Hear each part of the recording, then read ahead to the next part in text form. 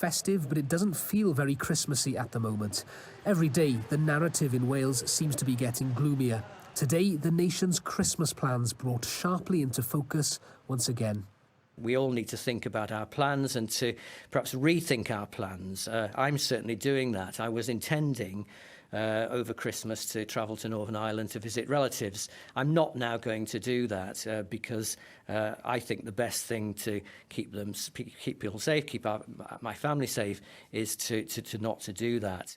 In Killay shopping precinct in Swansea, traders tell me it's very quiet for December, with the Chief Medical Officer's new advice hitting home. The advice hasn't changed what I'm going to be doing at Christmas, spending Christmas with my husband and my 2 kids. No, we're not going to be able to see any of our family like we usually do. We're just going to stick to our own household. We're not going to mix with any other households. Normally my plans would be to go and see to other family households, go and see my family, extended family, but this year I will be staying in at home with my boy and my partner. So it'll just be my household in my households, and that is due to the coronavirus. I understand where he is coming from, but there's also mental health. My mum, she hasn't really seen her granddaughter since March, so we're going to take precautions at home, you know, make sure everything's clean, everything, and they're not staying the night or anything like that. You'd imagine that's broadly the response the Welsh Government is hoping for, but this behavioural scientist says there could be a mixed response to the new advice. I think the vast majority of people will listen to this advice. I think the majority of people have been very adherent to the rules throughout the pandemic.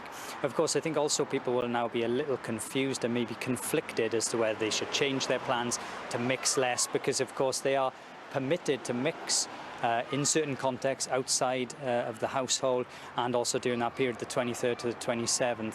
What Dr. Williams said there is the crux of the issue. Legally, members from 3 different households across the UK are perfectly entitled to spend 4 days together from the 23rd to the 27th of December. Now we're being asked not to do that.